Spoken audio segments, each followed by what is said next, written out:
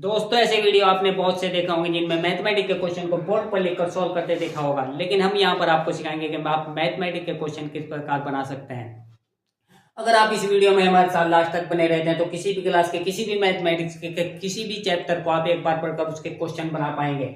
जैसे यहाँ पर एक रैखिक समीकरण पर आपको जैसे कोई दो रैखिक समीकरण ऐसे बनाने हैं जो एक बिंदु पर प्रतिच्छेद करते हैं, तो एक बिंदु पर प्रतिच्छेद करने के लिए हमारी कंडीशन क्या होती है, a1/a2 equal to is not equal to होता है b1/b2 और c1/c2 तो चाहे उसके इक्वल है या नहीं। तो ऐसे रैखिक समीकरण बनाने के लिए आप अपने माइंड से कोई भी एक रैखिक समीकरण लिख सकते हैं। जैसे मैं यहाँ पर लिख देता हूँ 2x + 3y और इक्वल टू कुछ भी लिख सकते हैं, जैसे मैंने यहाँ पर लिख दिया 15। तो एक रैखिक समीकरण तो आप अपने माइंड से कुछ भी लिख सकते हैं। अब अगर आपको दूसरा रैखिक समीकरण लिखना है तो ये b1/b2 उसके बराबर नहीं लाना है, क्योंकि प्रतिच्छेद करती रेखाएं बनानी है जिनका एक अद्वितीय हल होता है, समीकरण अविरोधी होता है।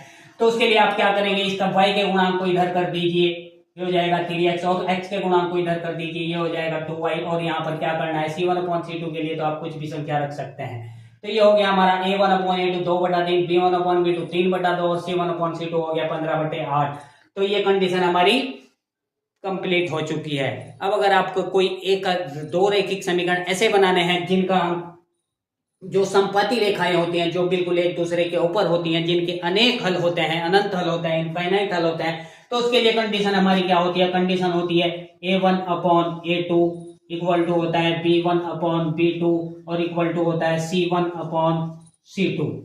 तो ये कंडीशन पैदा करने के लिए आप क्या करेंगे, कोई भी एक इक्वेशन आप अपने माइंड से जैसे लिख लेंगे। यहाँ पर जैसे मैंने लिख दिया है x + y लिख सकते हैं कुछ भी, और कंडीशन हमको ये पैदा करनी है कि a1/a2 b1/b2 और c1/c2 तीनों बराबर करना है। तो तीनों बराबर करने के लिए क्या करेंगे, आप इसका 2 गुना करके लिख दें या 3 गुना करके लिख दें। यहाँ पर 2 गुना करेंगे तो यहाँ पर भी तीनों जगह बराबर करना है। मैं यहाँ पर जैसे कर देता हूँ 3x, ये हो जाए कर दूंगा मैं 3y और इसका भी 3 गुना कर देता हूँ, ये हो गया 9। तो ये हमारे रैखिक समीकरण दोनों ऐसे बन चुके हैं जिनका क्या होगा, अनंत हल होंगे, अनेक हल होंगे।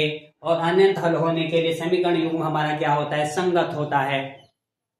तो अब जैसे आपको तीसरा कंडीशन पैदा करना है, तीसरा कंडीशन बनाना है, तो तीसरे कंडीशन में जो हमारे संपात, ये तो हो गए हमारे बिल्कुल एक दूसरे के ऊपर, इनके अनेक हल, कहीं पर भी एक बिंदु लेंगे इनके अनेक हल होंगे और इनको हम सिर्फ ग्राफीय विधि से ही हल कर सकते हैं और कोई विधि से हल भी नहीं कर सकते हैं। ये होती है हमारी संपाती रेखाएं, कॉन्सिडेंट लाइन। अब अगर आपको समांतर रेखाओं की कंडीशन पैदा करनी है जो जिनका कोई हल नहीं होता है, तो उनका कंडीशन भी आपको याद होना चाहिए क्या होता है। ये होता है हमारा a1/a2 इक्वल टू होता है b1/b2 और इज नॉट इक्वल टू होता है c1